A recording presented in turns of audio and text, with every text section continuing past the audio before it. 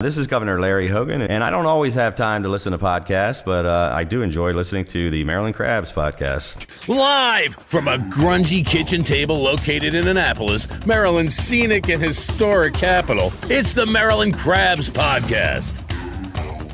With each episode, your hosts, Tim Hamilton, John Frenay, and the occasional guest will dive in and pick apart the stuff that really matters most to you. We're too lazy to actually solve any of these problems, but we can definitely stir the pot. From schools, politics, parking in the fire lane, to those horrible people who drive BMWs. And here with this week's episode, live from the kitchen table, Tim Hamilton and John Frenay. And welcome back to the Maryland Crabs. It is Thursday, it's noon, so that means that we've got to do something, right? Eat Thanksgiving dinner. That's right. Happy Thanksgiving to everybody. I am in Altoona, Pennsylvania. Not right now. No, you're not. By the time you're listening to this, I am in Altoona, Pennsylvania. I'm in the mountains of western Pennsylvania, and the high is predicted to be 29. I know Annapolis is bad, but it's not Altoona bad. This episode, we promised you Heather Mazier. We are liarheads. And no, we're not liarheads. She was going to be You're here, but she called me last week and said she had a really horrible upper respiratory bronchitis type of a thing. And she had to do a commitment that she was committed to, and she didn't think she could do both of them. So we are going to get her rescheduled. She's excited, and actually I'm a little bit more excited about that because I think we may go out to her studio and do it in her place out on the Eastern. We're going to have studio envy. I want to see what her studio looks like. I do too. She looks like a very exacting person, so when we go there, I think I'm going to be embarrassed about our setup. Although we're set up everywhere. We're in John's home studio right now, but then we also set up a portable studio that's just as elaborate down at the Commons. So we're not too bad. No, I mean, we're not doing it on the iPhones. No. So but that's good. But I do want to thank our guest this week, which is Arundel County Councilman Jerry Walker. And I don't want to say he was stepping in because he was on our hit list, but he was able to come in. He was accelerated schedule. He was accelerated, and actually it turned out very well because of a problem that he's got going on right now with a bunch of not hate mailers, like he don't say hate mailers, but negative mailers. He's got an issue. We needed a guest, and it all just worked out perfectly. It really did. And it's we had to drive out to Crofton, though. Crofton was fine. I mean, we sat there. We had drinks at the Nautilus Diner. I like that diner. I love diners, but that there was no one in there too. But we never actually ate anything because we had to get back. It was 4 o'clock in the afternoon or 3 o'clock in the afternoon, so there wasn't. Jerry and I talked pizza because he's from New York, so he commiserated with me about the problem with pizza in Maryland. He gave me a couple tips because there's a place out there that I didn't have time to try because it was rush hour and I had to go get my kids, but I was anxious to. That is true, and also we have potentially some changes coming up to the podcast in 2018. Yes. You want to tell them what they are, Tim? Well, we're looking to expand a little bit. So we're looking for a third voice, because we are covering so much ground right now between the crab cakes and between the shows that our schedules are sometimes doesn't allow it because we have to do a lot of juggling. So we're looking for a third voice. Not to be here every week, not to be here for every episode, but kind of not even as fill-in, but just kind of a third person to give some perspective. Absolutely. I think that would be great. And from a purely, I guess, production standpoint, I would like to see a female voice. Yeah, John's sick of me.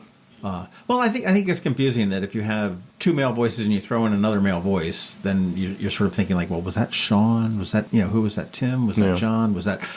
So I think a female voice would be good. We promise no inappropriate stuff. We will not have to make any apologies down the line or anything like that. I don't have the energy, frankly. I don't, to be inappropriate. It's just not.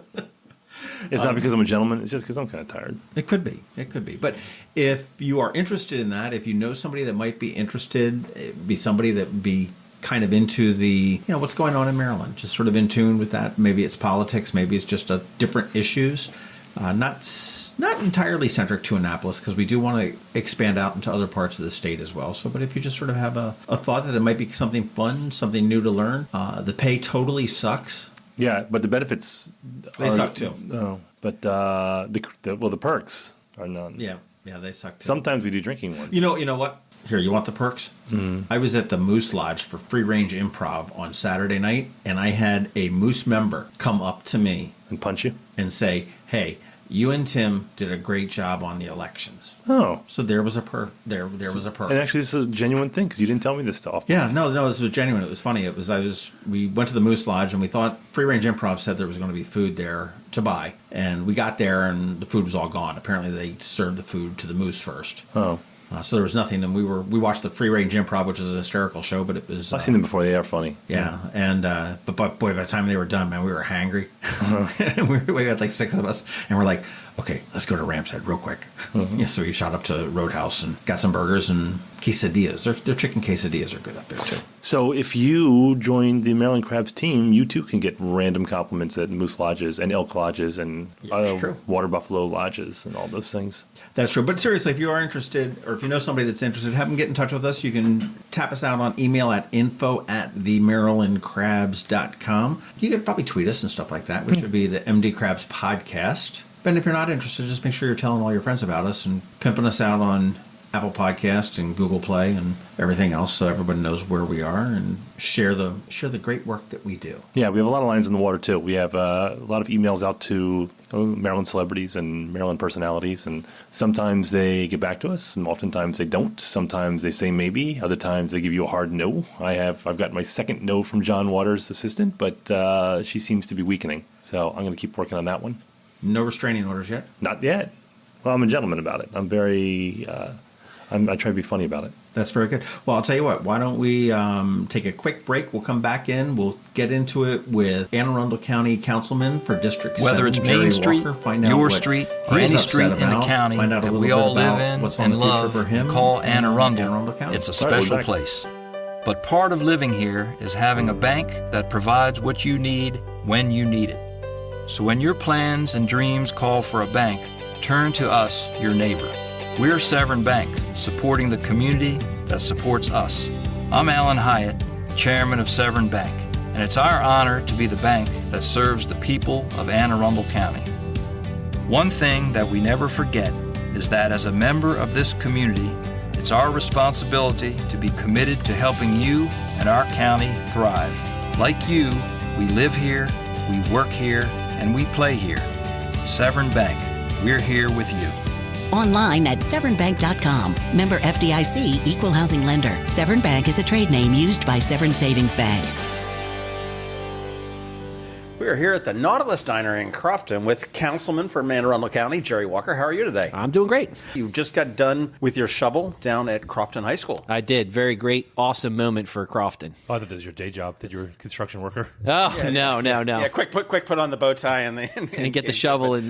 But Crofton High, let's talk a little bit about Crofton High School. It's been a long time coming. The dirt is being moved now. It is. In 2010, when I started to run for county council, I did a lot of door knocking, knocked on thousands of doors. And in Crofton in particular, people were just like, when is the Crofton High School coming? We've been wanting it for 40 years. And I remember one guy in particular who had a Virginia Tech hat on, and he said, my daughter is going to Virginia Tech, which is why I'm wearing this hat. And he said, when we moved here, she was 5, and I was promised then that we'd have a Crofton High School, and we still don't have one. And so I told him I'd work on it, and, it's been a huge effort, huge undertaking, not from just myself, obviously. There's a lot of people that were involved, but primarily Jonathan Boniface here in Crofton has really led the movement, and really motivated the community and got folks down to the Board of Education and down to the State House to testify, and really driven the need for it. So And now it's there. Now it's here. Basically, Crofton right now splits Arundel High and South River. That's right. We got about 750 students at Arundel and about 750 at South River. And, especially for the South River parents, it's like a 35-minute drive one way, It can be, yeah. If there's not traffic, Plus, if there's traffic. Population has grown so much in the last 40 years. Population has really grown in this area, and there's even more folks wanting to move here, because it's such a nice area. So That's true. Well, congratulations on the accomplishment of Anne Arundel County government, and you certainly as a representative of the constituents here in Thank you. District 5, right? 7. Yeah, 7. Come on, John. Yeah, I know. I get my districts confused. Okay, Sorry, sir. That's all right. No worries. You are term limited. I am. So you've done your 8-year sentence. And now it's been a pleasure to serve. It really has. I've learned a tremendous amount, met a lot of neat people, and really enjoyed the sort of learning experience. Was this your first public office? I ran for and was on the Central Committee, the Republican Central Committee for the county, and I actually served as the Republican Party chairman for the county on the Central Committee for. I got elected to that in 2006, and it was right about that time when I got elected to that I met Senator Riley, who was the councilman in this seat before. Big Ed, that's right. Big Ed's awesome. So he's 9'3". Most people don't know that. Is that right? He's great. I have my nationwide insurance agent happened to know him and knew because through the nationwide family, I guess. And he said, hey, if you'd like to meet him for lunch or something, just because he's your state senator or your county councilman at that time, he said, I'd love to set it up. So we set it up. We sat down and talked. And he said, well, I'm term limited. I've only got 4 more years left, and you should consider running for my seat. And I said, well, I've just gotten elected to the Central Committee. I don't even know I've got to figure that part out first, And about 8 months later, I decided I wanted to, to do it or explore it at least. And so I started coming to county council meetings and kind of stuck my finger in his belt loop and followed along behind him and went to community meetings and learned the issues in the community. And then a couple years later, started fundraising and door knocking and all the things that you do for And this is the for new a guy. campaign. This is the new guy in District 7. Yeah. So this was your first, I'm going to say, public-facing. Correct. Yeah, Central Committee was, obviously it's an elected position, but it's not. It's behind the scenes. Correct. It is behind the scenes. It's a party building kind of thing. Booth and they go, what the hell is this? Those are the silent power players. You guys are the guys in the back room with the cigars. Exactly. No, it's not even that. It's like you're showing up at the fair. You're marching in the parades for 4th of July. I mean, it serves a vital role for the party, for party building. The Democrats have one, Republicans have one, and they're both pretty active here in the county. So, right. And then you had 4 years, and then you ran again. Correct. You got another 4. Yep, I sure did.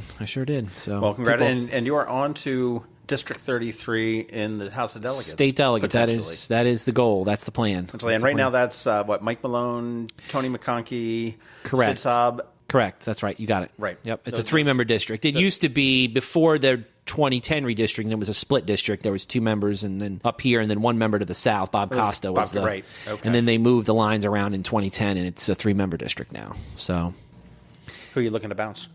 I'm not looking to bounce anybody in particular. I'm just running for the office, and there's obviously I have my suspicions of who, I think I would probably beat, but it's up to the voters, I guess, to decide who they're going to cast their 3 votes for. Right. So. And at this point, you've got also a Democratic challenger in Pam Luby, I believe. Correct. Yes, correct. And she's over in Arnold Way? I believe that's correct. I think so. I've met her once or twice. And there's still some time to file. There may be some other people that will. I'm sure that will draw in there. I understand that County Executive Leopold will be running. He is running. He's been knocking on doors, from what I understand, for over a year. I will give him credit, too. We'll say this. He invented the sign waving. He is the founding father of the sign waving movement. That's what I've heard. And he did really well. But we're going to be talking to him in a little bit. Last time I talked to him, he said he wasn't sure whether he might look for a county council or a delegate seat again. And with Megan Simonaire stepping aside, that sort of opens it up for them, and it'd be interesting to see. Does he live up there? Yeah. Okay. Yeah, Pasadena, yeah. Up in the Dina. We wanted to talk to you. You're now a victim. I don't know. We'll portray you as a victim, but your campaign, which is I'd like to say target. Okay, instead of victim, because I think it's like I told people at my latest fundraiser a couple of months ago. If you're over the target, that's when you start taking flack. So I think I'm over the target, which is why I'm taking flack. I mean, they wouldn't be sending out these types of mailers against me if they weren't worried about it. But that's a good place to be, then. It is, my opinion. If they ignored you, you'd be a little bit hurt. Well, this a little bit of a backstory on this. Your campaign is just getting started, effectively. Mm-hmm. I mean, you're sort of wrapping up your last year at the county council, and You're ramping up to run for District 33. You've got a primary. You've got so we've got this. And now, this early in the campaign, you're seeing negative mailers that are coming out against you that you're not the right candidate for the office as a Republican. And they're claiming they've got very familiar pictures of clowns and whatnot, which is very similar to what we saw several weeks ago in the city. I think these are a little more creative because they've got him juggling, and they did a really good Photoshop They photoshopped me into a clown suit and everything. That's a good shot of you, actually. Not bad, at least the head part. Exactly. Yeah, and there's 4 balls in the air, not just your traditional That's 3. true. So that's true. Shows I'm talented. That is, as far as the clown world, that's pretty high-level clowning. There you go. And I will say that it does show you that you have 2 red balls in the air and only 1 blue. True. So I hadn't considered that. A little bit more focused toward. So we're looking at 2 pieces here. Toward the red Maryland or whatnot. But what is the purpose of this? I mean, now I've always thought that in a primary, the central committees or the PACs or whatever it is tend to be hands off. Let the water settle. Let everything shake itself out, and then we sit there and we go with the people that we've chosen in the primary, and we go against the opposite party. This is something new that I've seen here. I mean, I think this is actually these mailers were paid for by the Republican House Caucus, which is run by the minority leader, Delegate Kipke, and I strongly suspect that the county executive is behind it. He hasn't been happy with me since early on in our... Well, the county executive and Delegate Kipke were behind the Preserve Annapolis Now, which was, the ones that were sending out against Gavin Buckley in Annapolis. They were, and I think they admitted that in the paper. So yeah, it was they did. They went back and forth on whether they did or not. I think they said they were behind it, but they hadn't written the checks yet, and they tried to weasel out of it. Right, exactly. Going back to the Clownwell, though. I mean, it's highly unusual, right? I mean, and I think what's interesting, probably the most interesting thing about this is you've got, the governor who is obviously interested in gaining seats, right, in the General Assembly. He's interested in gaining enough seats in the House and in the Senate to block the veto overrides that he's been putting through. And so, the Republican Party at the state level has come up with a plan, and they're targeting Senate seats and House seats to try to pick up these seats to help the governor. And so when people give money to this House Republican Caucus, I would strongly suspect that the people who are funding the caucus are doing so with the thought that this is going to help the governor ultimately if we can add additional Republicans in the legislature. I'm sure they probably weren't told that the mail like this was going to be generated attacking a Republican candidate.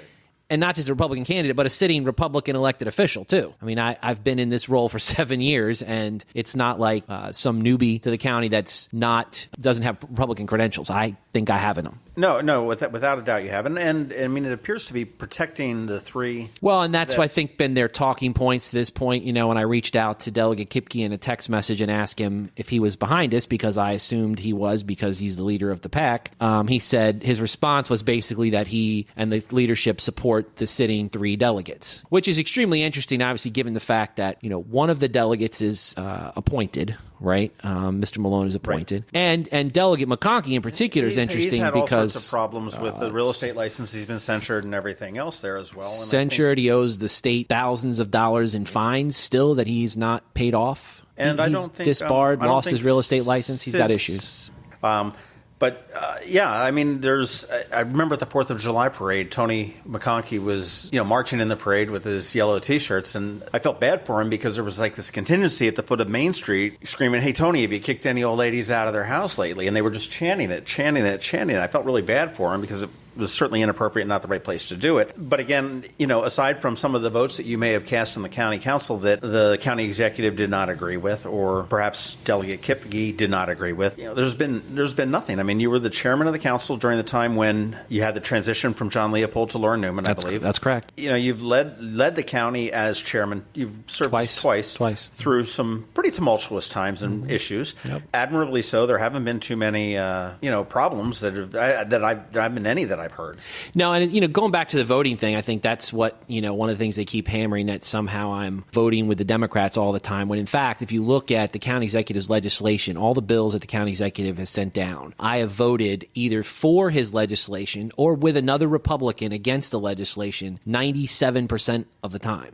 So there's been 3% of the bills that he's put down that I've either voted against, maybe by myself or with some of my Democratic colleagues. So if you look at the actual, and that was numbers I ran about 2 months ago, and I went back and looked at every bill that we voted on since Mr. Shue has been county executive. So I have voted for like 92.6% of the bills that he's put in, and of the remaining percentage, like half of those, I've voted against it, but I voted with another Republican against it. So wasn't Councilman Walker running off on his own just to cast a negative vote? No, and not caucusing with the Democrats, which is what they continuously accuse me of doing. I question the wisdom of this in general. I mean, and this, I was paying attention to what's going on with Donna Brazil's book and everything when they were accused of damaging one of their own candidates that had he gone to the general, it was going to be an issue because they did the damage. And that happened with Obama in 2008. So I'm looking at something like this. I question the wisdom of damaging a candidate, not looking beyond the primary.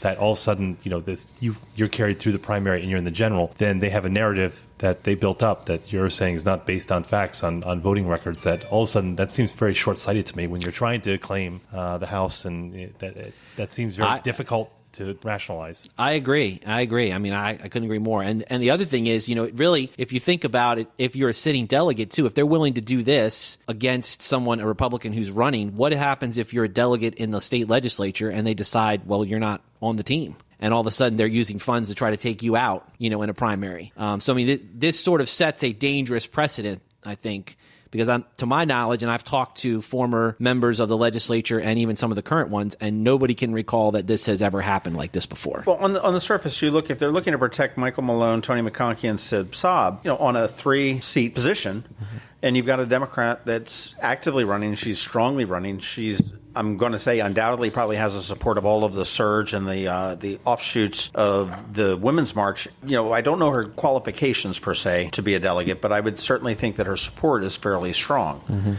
Granted, it is a little bit of a Republican thing, but I mean, some people are not happy with Tony, and I don't think that Michael Malone and Tony McConkey's seats are safe. And this could do the exact same thing that it did in Annapolis and turn this thing around and give it to Pam Luby. Very well could, very easily. Especially given the whole mood. And you just looked at you mentioned the Annapolis City mailers and the Annapolis City elections. And then we also saw the same thing happen over in Frederick, in Frederick City as well. Anything could happen, and this is just sort of... But it doesn't build the party, and that's what this is. This PAC was designed to do, is to build the Republican Party's footprint in the legislature, and instead is turning around and attacking a Republican. Well, this seems to be. I mean, I think we've got a fairly strong candidate in Ron George for the Senate. Agreed. To pick up there, as opposed to going against whether it be Sarah Elfreth or whether it be going against John Astle. We're not sure what he's going to be doing at the end. Yeah, I think there is some options to pick up additional seats in the legislature, and this is going to be one of those. It seems to me a 3-step forward, 2-step back type of a thing, and it makes no sense personally to me. Well, beyond the whole sense thing, I think the other question really is the accuracy of what's been put in the mailers, and this most recent mailer has to do with a bill that I introduced that has to deal with medical marijuana dispensaries. And you're a pothead, aren't you? No, I'm not. I have never done that. I've never been involved in drugs or anything like that. Did he? Yep. I've never done that myself, but I have been. Let's talk about the flyers real quick to give some context to people listening. So we're looking at 2 flyers. One's about an 8.5 and 11, which has got a big picture of you photoshopped in a clown outfit juggling. And it's essentially just it's a hatchet job. I mean, it goes down the list that builds a case against you with 2 references that support the 6 points that are above. And the second one is about a 4x11, which is Stop Jerry Walker, and the O is replaced with a marijuana leaf. It's actually kind of cute. And Jerry Walker's hijinks, I get it, will ruin Crofton for families. So it's about the marijuana sales. So the second flyer is solely about marijuana sales. So correct. Tell us about that. Correct. So I'd like to spend some time on that one in particular. About a week before this flyer hit, and a clown there was on that one too. There is another clown on that one. Correct. But it's not you. And no, it's not me this time. But the week before this hit, the County Executive's Office of Constituent Services sent an email out to all of the homeowners associations in the county, quote unquote, warning them about this piece of legislation that I put in. Now, mind you, if you look back at the history of medical marijuana here in the state legislature passed it. Delegate Kipke, the minority leader who's in charge of sending these mailers out, responsible for them, he voted for medical marijuana in the state. Then when it came down to the council to decide the zoning for where dispensaries and growing operations should be located. The most restrictive one in the state. It is. And not only that, but we debated it at the council. It was the county executive's bill that is the one that ended up passing. And in particular, what happened was it added dispensaries to C2, C3, and C4. Now, we left out C1, and I honestly don't recall why we left out C1. The C stands for commercial. These are commercial areas, right? In C1, 2, 3, and 4 are already allowed pharmacies, okay? So some people would argue that this cannabis dispensary is a pharmacy. It's going to have a pharmacy-type look and feel and doctor's prescriptions and things like that. And also, it mentioned specifically in this mailer, and also in the... Would that also, those designations, C1, 2, 3, would that also authorize alcohol sales? I'm not 100% sure about the alcohol sales. I don't. I have to check that one out. I'm just trying to get a comparison too. Well, what I was going to say is what they put in here is things like that I'm bringing drugs to Crofton, dry cleaners, restaurants, daycares, toy stores, grocery stores. So all of these things that are listed on this flyer and are also in the email that was sent out by the county executive's office. All of these things are also allowed in C2, C3, and C4. So the county executive's bill already has medical marijuana dispensaries located near daycare centers, dry cleaners, restaurants, and pharmacies. Funny list too. If you're going to start with schools and daycares, I get it, but then near your dry cleaner, be careful. Toy stores. They've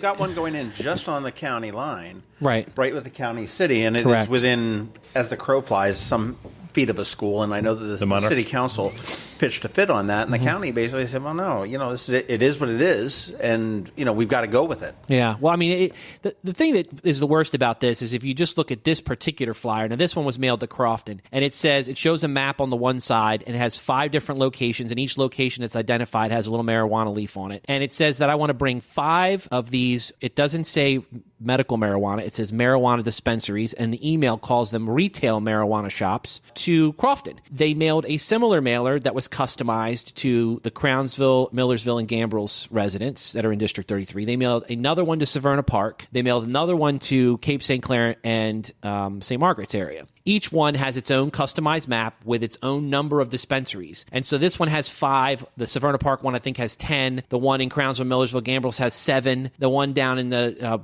Cape St. Clair area has 3. So if you add them all up, it was well over 20 locations that I'm bringing marijuana dispensaries to. But the state law that was passed that Delegate Kipke voted for only allows 2 medical marijuana dispensaries per Senate district. So they have lied to the voters by suggesting that there's 20-something medical marijuana dispensaries coming to a district. And your district, does that cover 2 Senate districts? It covers just one.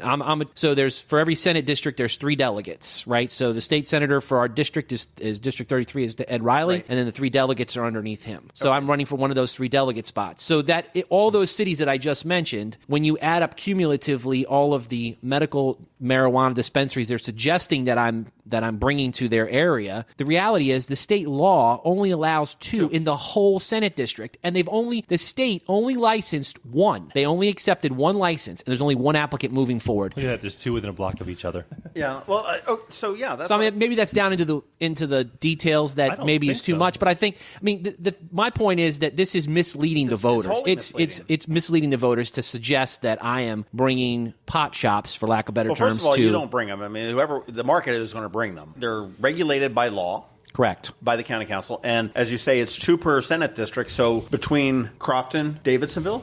So the district runs through Crofton, down through Davidsonville, down to Harwood, and then parts of Riva. It goes up through Gambrels, Millersville. It goes all the way up to Severn, right around Archbishop Spalding. Then it comes down through Crownsville, just shy of Annapolis Mall, and comes mostly all the way down the Broadneck Peninsula to include Severna Park, Arnold, Cape St. Clair, except that whole lower area. Part of South little 50. Little section of Arnold which there that's not not in John Astel's district. Correct. So within that area, there's 2. Correct. That whole area, there's only 2 allowed by law, and they're suggesting that I'm bringing over 20 to that location. Now, your district also, along with South County, is ripe for the producers. Correct. The growers. The growers. Okay, correct. And that's not happening in Severna Park or Arnold. No, it's not. There's only 15 licenses that the state law allowed was 15 growing licenses, and there is one that happens to be located here in Anne Arundel County in the southern part of the county that is in my current council district. Okay. Yeah, they're generally 1 per county around there. I don't know if that's I think they tried to spread them out There's some Eastern Shore, Western Maryland. I looked them all up, and they're all LLCs, and they're all, most of them are current growers because they have the facilities in place already. Correct. Somebody with experience, horticultural experience. You've got growers, dispensaries, and what is a third? Processors. So after the product is grown, then they process it. And the processors need to be co-located with the growers, correct? I believe. I don't think they have to be. No, it's not necessary. Yeah. So they're a separate set of licenses. Anything in marijuana, then realistically, we might have 3 to 4 marijuana-related businesses within the district. In the county, there would be a maximum of 10 dispensaries potentially, because you have 2 per Senate district. There's 4 Senate districts wholly located in Anne Arundel County, right. And then there's a partial Senate district. We have 21, which comes from Prince George's County over into the western part of Anne Arundel. So they could locate one of those District 21 ones in Anne Arundel County, but more than likely, I would assume they're probably going to be over in Prince George's because we have a very small percentage of that Senate district. How do your constituents feel about marijuana dispensaries? Do you know? I don't know the answer to that. I will tell you, in knocking on doors since some of these mailers have gone out, people had questions, and I did get some folks who emailed me and said, hey, can you just explain this? It obviously looks like a hit piece. The first one for Crofton actually had my county email printed on it and said people to contact me, and my county office phone number. The other ones that were printed later, they took that off. So I haven't been able to get feedback directly from some folks. But I did, people that know me emailed me and said, hey, what's going on? This looks kind of strange, but can you just fill me in and explain to what's going on? And so when I take people through the explanation and say, look, there's only 2 in the whole district allowed, this is silly. They're like, yeah, we agree. That doesn't even make it's totally misleading. Now, has Delegate Kipke or the county executive addressed any of this to you? No. Their county executive, I said something to him about the mailers the other day, and he kind of tried to act like he didn't know what they were, and then kind of laughed and walked away. How does he explain the email coming from his office? I haven't asked him about that, but I plan to talk about that at my press conference tomorrow. But how does the Central Committee handle something like this? Like, is it a headache, kind of like where they see this as kind of infighting, or is this divisive? I don't know how the Central Committee feels about it, to be honest. I haven't talked to any of the members. Everyone, let's back off because let's do this internally, or what have you. I couldn't tell you that. Couldn't tell you that answer. Haven't spoken to them, but it always is fascinating to me when it comes to literature and it comes to collateral, election collateral. There really is there's no recourse. That you can build a narrative and there's really nothing you can do about it because they're putting you in a defensive position. And this is nothing new. I mean, you can take something, you twist it, because you're trying to define the battle on your terms. Correct. And the energy that's taken on your part. I mean, you're sitting with us here on a Thursday afternoon, addressing this instead of moving forward, a campaign or what have you, because you have to play defense. Well, and not just this, but I've also had to spend money responding to the first piece, and I'm working on by design. Right, exactly. I'm working on a second piece to respond to the the marijuana pieces that are being sent out. The PAC or the organizations sending them out, I mean, they can spend their money how they want to. They can. So legally, yes, they can. Nancy Schrum is employee of the county. Correct. She's head of constituent services, correct? Correct. And you said that was an email sent out by county email? It was sent out through her county email address to all the homeowners associations in the county, warning them about the bill. And it was written in such a way that it was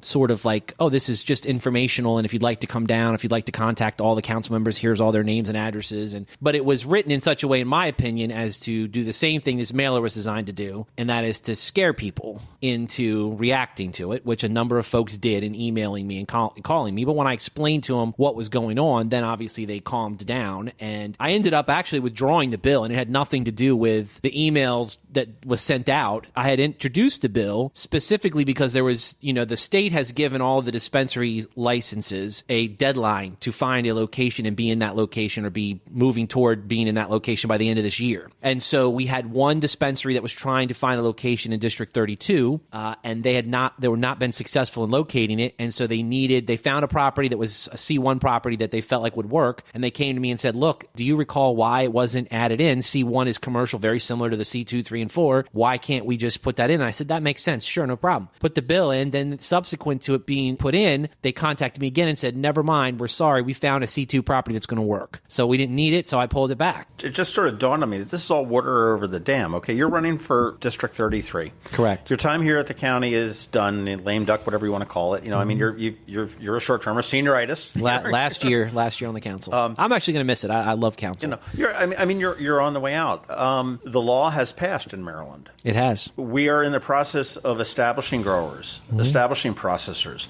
building dispensaries. I mean, I know there's 2 in construction, one in Edgewater, I know one in Annapolis. I think in Linthicum is just starting another one. How, as a delegate, are you bringing marijuana? I mean, the horse is out of the barn, isn't it? Yeah, I mean, I think what they're trying to do, obviously, is, and I'm not sure why they chose this specific topic, other than that they felt like they could incite fear in people, and that somehow it's my fault that I'm to blame if all of these locations turn into quote unquote retail marijuana locations, when in actuality they're medical cannabis. Conservative, and this is an issue that if you poll people, I think more conservatives are coming over to legalization because it speaks to their libertarian views that goes with conservatism to some point. But I think most people who are conservative tend to be older, and they're not going to be receptive to marijuana, even although the polls are showing across the board that even they're passing something they're going to pass something in New Jersey that's for recreational, not just medicinal. Right. So I think, even though it's passed, and like you said, it's water in the bridge and the horse is out of the barn, 2 analogies right there in the same breath. It's a wedge issue. It is, and that's what they're trying to do. Do you see an end in sight? No, I mean, I fully suspect they'll probably continue this level of mail and negativity between now and the election. I mean, you're calling them out. I plan on. You don't have to. You can't not. I have to address it. I can't not address it, especially when it's it's absolutely lies. I mean, that's really what it boils down to. Especially this mailer here. The other one, those are twisted things that they schemed up and came up with, that they took truth or facts and twisted them around to make them into their narrative. Right. Most of those aren't accurate, but they're painted in a way to make me look bad. Okay, that's fine. But now we've got this, which is just a flat out lie. What's a politician to do? I mean, how do you fight this? Do exactly what we're doing right here. Sit down and have a conversation about it, put it out there, and let people make the decision for themselves. I mean, the mailers of your own. I've already had a mailer responded to the first clown mailer they sent out and laid out my voting record on taxes and fiscal issues and some of the things that I've done for the county in the past 7 years. People have had the same people that got my response piece. So I'm going to send this again to the same voters. We don't have a Get High with Jerry website out there yet, do we? Well, they've got a website on here that's promoting why they think I should be removed. It's the only issue with putting you on the defensive that all of a sudden that you're burning through money that you'll be using for the primary. Absolutely. So this could be political strategy just to provoke a response. Well, not just primary, but general too. I mean, again, sort of like what you said earlier. Like if they start attacking me now, what kind of position does that put me in to win when I make it through the primary? And then am I draining my resources now just so I'm dry at the primary, and then I got to run for the general, and I've spent all my money defending my record and defending against attacks and lies. Well, it was interesting because if you look at the mayoral election, and I think it was very similar to the mailers they put out, but you could understand that one because that was partisan, and as it should be, so that they were choosing to take on the Democrats. But the issue I saw with this internally is, well, if you look at what happened in the mayoral election, there's a lot of us, including myself, who really think that really damaged Mayor Panellides' efforts forward. Listen, I agree 100%. There's no doubt in my mind that hurt him. And I think he knew that too. As a matter of fact, if there's a video on one of the news sites, I think it might have been the Capitol, where they took the video like right at the same night there at the end of after he had conceded to Gavin, and he came out and the reporter asked him, do you feel like there's anything that happened in the end of the campaign that negatively impacted your outcome? And he said yes, the mailers absolutely did. He felt that way, and I believe him. I don't think he knew about those mailers coming out, but I think the county executive and the minority leader thought they were going to help, and instead I think they hurt, and it backfired on him big time. So that's what I'm looking at your primary opponents, when all of a sudden that this is really hurting them, their chances against you, but if they go once they clear the primary in the general. So I mean, it may be damaging the candidate moving forward. No question. And I guess the other disappointing part was, at least with the mayor, he came out and denounced them and said, this is terrible. I didn't do this. I have nothing to do with it. This is not my campaign doing this. Got to be honest, I'm disappointed that the 3 delegates haven't stepped up and said the same thing and said this is. Plays out. And it certainly didn't work the way they intended, and I don't see it working the way it intended here. I mean, this is... Well, I certainly hope not, and that's part of why I'm doing what I'm doing, sitting right here, is trying to have a conversation with you all and get the sort of message out there that what's being said in these things isn't true. And not only that, but it's lying straight to the voters when the people who are behind this know what the law is because they voted for the law at the state level. So switching from defense to offense, so moving forward, because your campaign for county council is probably going to differ fairly significantly, or maybe not, for delegate. So how do you change your strategy moving forward? I mean, I think, my focus on the council, obviously it's a lot different at the state level than county type issues, right? Here you're dealing with police, and you're dealing with fire and roads and water and sewer and trash collection and public schools. And while you do deal with some of those same types of issues at the state level, one of the things that I've really spent a lot of time doing is each year is spend a lot of time in the budget and really understanding how that works and getting the feel for what's in there and how it's structured and what we can do to make changes to it. And a couple of things I'll just say that I'm proud of, over the course of the 7 years I've been on the council. When we came in, as you recall, in the 2010, we were still in sort of a recession at that point, right? And we actually, at the county level, in our budget, we had a structural deficit of around $45 million in the very first budget. And by the time we got through the end of my first term, we had that down to about $7 or $8 million. We worked very diligently to reduce that structural deficit. And now it's actually eliminated. In the first budget that the county executive introduced, he actually introduced a budget that increased the structural deficit back up to $25 million, which is one of the battles we sort of got into on that first budget, because a number of us had worked very diligently to get that structural deficit down. And so that's one thing I'm very proud of, is that now it is eliminated and we're operating on the money that we're receiving from our citizens. The other thing that we did too, which was, again, something that was related to the recession, was was that we had drained all of our sort of piggy banks, if you will. Through the recession, every little pot of money that we had set aside for this project or that thing or another, we were using to fund our operating budget, and we had raided all of those things, and we had taken our rainy day fund. Rainy day fund is only to be used when the budget, when we estimate that the revenues are going to come in a certain level and there has a shortfall. So we went into that rainy day fund. We, saying me on the council and the previous county council that was on before we got there, they had already wiped it out. It was down to zero. And so we have spent a very concerted effort to build that rainy day fund back up again to the point where we have some reserves so that if we fall into a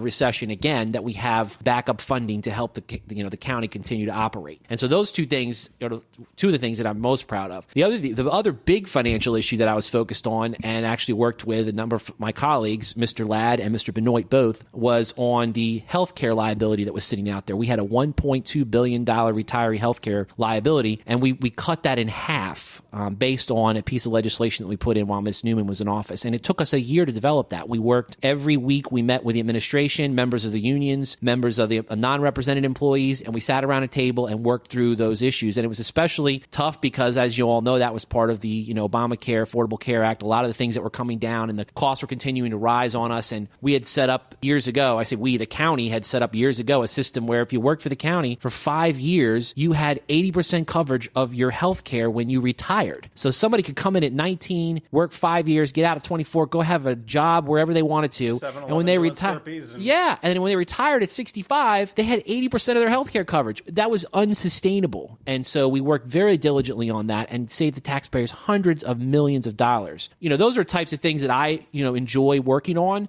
and I hope to take that same level of interest to the General Assembly. One of the things that I think that has been most interesting for me in my first term was that 5 of the 7 members of the council at that point were brand new when we came on. And I'd never worked in government before, but I actually developed a real passion for county government. It's one of the reasons why I want to come back and run for county executive at some point, because I love my county, and I love how county government is closest to the people and how it serves the people, and that's really what its mission should be. And so after the first 4 years, I decided that if I didn't get elected to my second term, I was going to go to law school. And if I did get reelected, I was going to go back and get my master's because I just couldn't figure out how to go to law school, be a councilman, and have a regular full-time job. But I went back and got my master's degree in public administration and public policy. And it was really most interesting because it gives you, when you're a councilman with no background and experience in government, you get sort of like on-the-job training, right? You kind of get thrown into the deep end of the pool and you're the water's coming at you so fast. It's like trying to drink water out of a fire hose. And so you learn over a period of a couple years how the whole system works and then how you can be most effective in it. And then I wanted that educational piece. I went back and sort of got the educational and then was able to combine that with my on-the-job training, if you will, and feel like I'm a better legislator because of that, the combination of the educational component and the actual, on-the-job training. So now, is this your full-time gig? It's not. I work for a small business. Okay. We sell and service copier equipment for Sharp Electronics in Connick, Minolta. It's a family-owned business that the company has started back in the 60s, and I've worked for them for over 21 years. Okay, and you haven't divorced yet, and your kids still remember what you look like? Correct, yeah. That is a challenge these days, I will have to admit. The answer to that was yes. I will admit that it's a challenge. John going to stop. Exactly. Hey, I've got a quick question for you. I mean, you've got a lot of institutional knowledge. You've gone through 3 county executives at this point in your 3. And I asked Chief Davis or Commissioner Davis when we spoke with him up in Baltimore a couple weeks ago. Name dropper. Laura Newman. Have we heard the last of her? I don't think so, and I hope not. Elected? I think so. I would say so. I mean, I think, I think she, and I just have spoken to her recently, and I stay in touch with her from time to time. We were at an event most recently. It was a celebration of the former fire chief, Mike Cox's 50th birthday. And so he's a great guy. She was there, I was there, and a number of other folks that served in her administration were there celebrating with him. And, we kind of had a little brief conversation about it. And I think she got into it, and I think she really developed a passion for it, and she had that sort of experience where she wanted to serve and have a role in public service. And I think once she got into that role, I think she really found something that she enjoyed doing, and I suspect she'll be back. I strongly suspect that. I think so too. I told her that. We had brunch at the Rams Head one time, and she said absolutely not. If she loses this primary, she's done. She'll never run again. I said, you're full of it, and she owes me a lunch if if I'm right. Because you get the bug, I think. And Kevin Days, and I think she's probably just waiting for some right time too. I mean, I think she's looking for her son and daughter to get, they're young, in a they're good young place kids and everything else, and figure out. It's hard when you have young kids. It really is. So. No, it really is. All right. Well, where can we learn more about you? I know you've got jerrywalker.org, which is your campaign site, which is not quite. It's not up and running, but it's there. Yep, I'm working on it right now. Well, you're a little early to the party anyway. I think now everyone's starting to kind of jockey for position. Correct. It'll be up after the first of the year. So. Okay. And if anybody is receiving these mailers, receiving emails or whatnot, and they want to talk to the horse's mouth, that's the best thing I recommend. Reach out. And honestly, it's interesting because I've had people that have, posted things on Facebook and tagged me in it, and then I've been able to respond to that publicly because they've tagged me publicly. And other people who have private messaged me, and other people who have emailed me, and other people have called me. So whatever way you want to get a hold of me, I'm happy to have a conversation about not just this mailer, but any of the issues that are getting ready to come up, because I'm sure they've got other ones in the queue that are coming. And I stand by everything I voted for. When someone has a question about it, I'm happy to explain my thought process behind why I voted for something. And if they, we obviously aren't going to agree 100% of the time on everything, but I'm more than willing to share my thoughts and why I voted on something a certain way. So if people just need to reach out and ask me, and I'm happy to share. What's the best way to get a hold of you then? What do you prefer? Do you have a preference? The email is probably the best way, jerry@jerrywalker.org. Okay. It's pretty straightforward. And that is a J. It is a J. R-Y, like the subs and pizza place. You got it. I wish I was related to that guy. Yeah, I don't know. They're not doing too good down in Annapolis. Is that right? Okay. I don't know how they stay in it.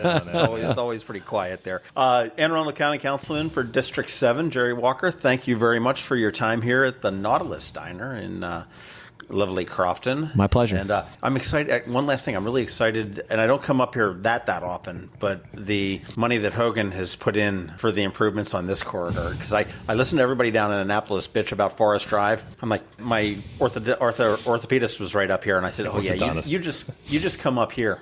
And try this out. It is a challenge, and it's something we've been focused on, and I was very thankful the governor decided to use this corridor as one of the places that he targeted his funding for this new computerized sequencing of the traffic signals. It's going to be great. I think it'll be awesome for our residents. In Anne Arundel County, they got, Route 2? Down through Lake Severna Park, through Brooklyn, Severna Park, Correct. and Arnold. They've got this Route 3 corridor down through Crofton, Gambrels. Yep. And there was one other one in Anne Arundel. Was it up near the fort, maybe? Or I'm not sure. I can't remember. I've got to look back on that. But thank you very much for your time. My pleasure. Good luck in your campaign. Thank you very much. People that are looking for information, jerry@jerrywalker.org, or you can go to jerrywalker.org, I guess, fairly soon, and find everything else. He'll probably have all the refusions. Is that a word? I just made it up, of his of the mailers that may be out there. But don't take everything at face value. If that's one thing we learned in Annapolis, it looks like it's something that we're going to need to learn again as we move into the House of Delegate race and the county races next year in 2018. Thank you very much. Thank you. And if I was running for delegate, I'd be pissed off too. I often think about this especially recently with the city elections, just about, the flyers that went out and everything. And I think we oftentimes think that this is something new, but it's really not. I mean, this has been around since time immemorial. Well, it has. What's unique about Jerry Walker is that it's in a primary. Right. And it's by his own party. That's interesting. They're aiding their own, and they've got, in Tony McConkey, they've got a controversial candidate that's not necessarily safe. And I'll tell you, these flyers that we saw from Jerry, they smack of the same design and everything else that we saw here coming out against Gavin Buckley. So I'm wondering whether the Prince of Darkness is involved with this one again. What's interesting about this for me is that, if you look at the way the primaries generally run, and if you look at the presidential primary, between Barack Obama and Hillary Clinton and Hillary and Bernie and especially among all of the Republicans, is that, in the primary, you can be banging each other and trying to damage each other's brand in order to secure the nomination. And then once it's in the general, everyone pulls back together. But it's rare that you see the attacks coming from the leadership or the central committee. It happens from time to time, but to me, that's a dangerous prospect because you risk damaging a candidate in the general if they get past the primary. You would have, and I don't know when these specifically started. We should have probably asked Jerry on this, but you would have thought they would have learned in Annapolis. I don't know that the Flyers, and Mike Panelides had said that the Flyers did not cost him the election, but they certainly didn't help him. No, they didn't. If it had been a closer election, I think they would have cost him. I just think that the election in Annapolis was just the natural order of things. Well, you look at Jerry Walker. There it is. There's my phone. But you look at Jerry Walker's race, and I mean, he's got 3 people. It's a tight race. You've got a Democratic challenger on that side. So you turn around and you divide that 3-4-way Republican race. You put a splinter into that. Very likely, you'll see some people shift over to that Democrat. I bet you they lose a seat on that in that district. Yeah, I think it's a miscalculation. I mean, personally, I find it fascinating. I'm not going to lie. I mean, but it's the calculus you do. You always think that the political operatives that are involved in the campaigns know more than you do, because you think, well, they've done this before. They know the ins and outs. But if that were the case, then they'd win every time. So they're making a calculated risk. I think this is a high risk, low payoff for them because all they can do is damage their side. But. So it's interesting. I mean, I think let Jerry, Tony, Mike, and Sid slug it out among themselves and let the voters decide, as opposed to having a central committee jump in on there. But I think it's very interesting that it appears that Nick Kipke and Steve Schuh are both involved in this as well. So it'll be interesting to see how this all plays out for everybody. I know if I was running, I'd be pissed. Well, I think it's if you look, this is the Republican strategy, and it has been for a while, is to start at ground level, where they want to start winning municipal elections and local elections and build up. And they've been working on this for a couple of years, and it's been very successful, actually. So I think, you would think in Maryland that's very difficult. But, Maryland's not pure blue. As we know, there's pockets of red, and you can obviously win those elections. You can get even in some Democratic areas, you can get a Republican in. I mean, Annapolis election is a perfect example of that, whether it was an anomaly or not. But the state of Maryland's a perfect example of that. Yeah, exactly. Well, I mean, you look, Anne Arundel County tends to be a very red county, and historically they do, but they do elect Democrats. I mean, we had Janet Owens for 2 terms here, and it's been a while since we've had a Democrat, but I mean, it can happen. And I think right now you've got, you look on the national level, you've got President Trump that wrote in on this sort of populism. You've got Governor Hogan that wrote in on this, and you've got County Executive Steve Schuh, and I think there's a big miscalculation on that point, that this is just some sort of Republican stronghold that they can run roughshod over whatever they want to do and control whatever. We're gonna control the Annapolis elections, and we're gonna put who we want in the Annapolis, and we're going to control the House of Delegates, and we'll see. Well, I'm curious as to how much of that is a calculated strategy versus how much is just kind of people freestyling. I would have a hard time believing that the Republican Central Committee approved this, but I don't know. Well, it's not. It's the House Caucus. It's the House Republican Caucus, which is headed by the state Republican Party, and Delegate Nick Kipke, and I have a real tough time saying that. Was it Polish, Kipke? I'm not sure what it is. It's Eastern European, I think. But I got a problem with him. He's, as far as responsiveness, I have reached out to Delegate Kipke by Twitter, by email, and by phone message. And this is going back to when he was attacked by a dog up in Pasadena, that we wanted to talk to him. So this is going back probably about 4 or 5 months. Not a phone call back, not an email back, not even an acknowledgement or anything like that. I don't know whether he realizes that I'm not one of his constituents and it doesn't matter, or whatever. But we would love to talk to him, love to have him on the podcast and discuss. I mean, now we've got a little bit more than a dog bite to talk about. Yeah. Although I would like to talk about the dog bite too. I think that's a. I mean, they bring that up periodically. These banning breeds. And it was a pit bull, I believe, that attacked. It was actually going after his child, and he sort of held his child away and took the bite.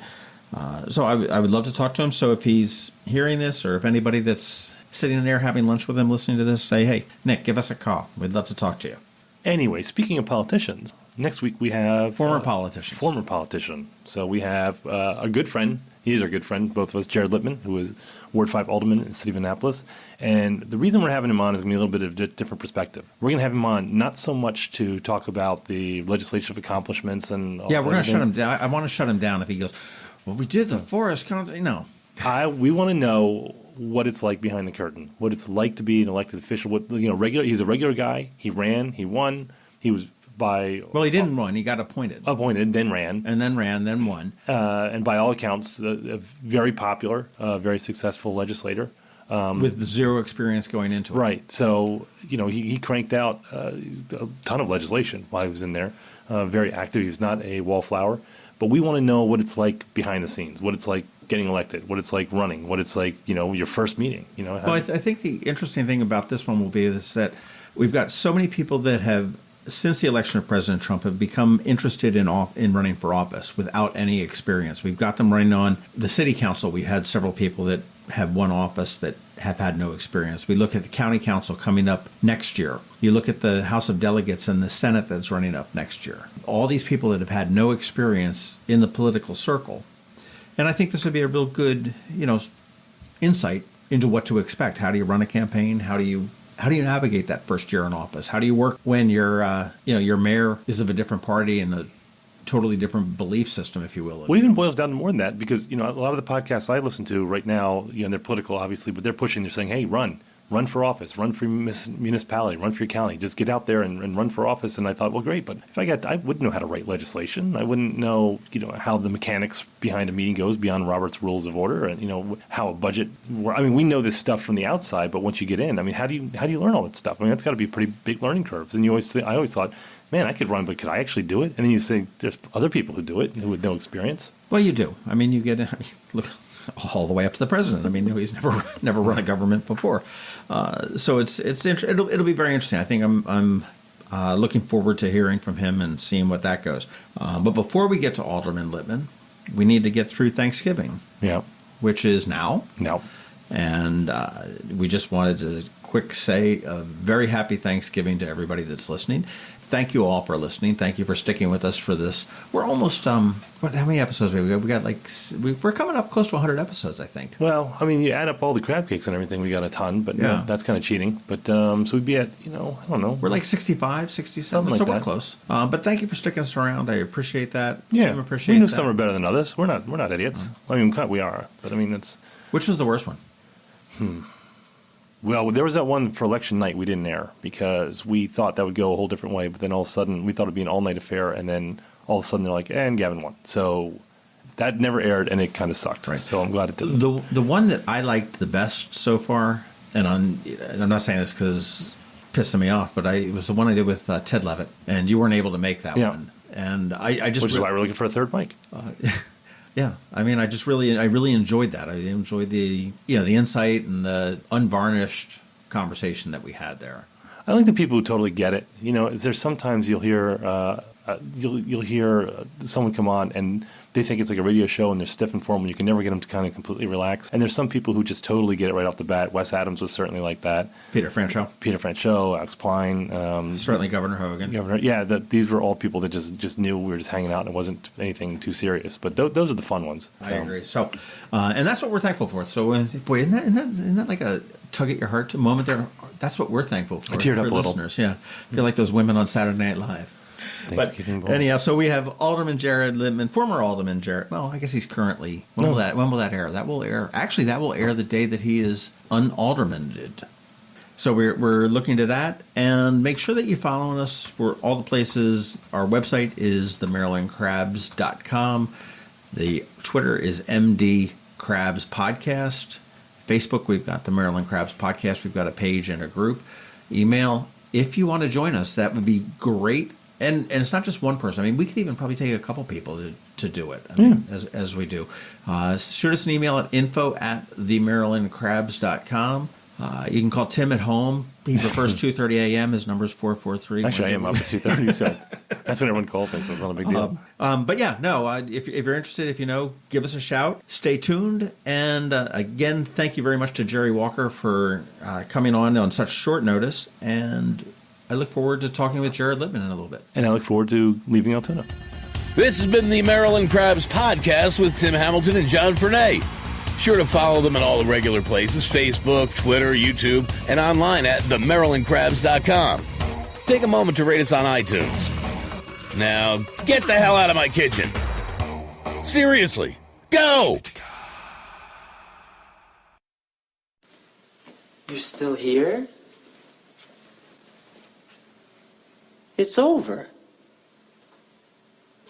Go home.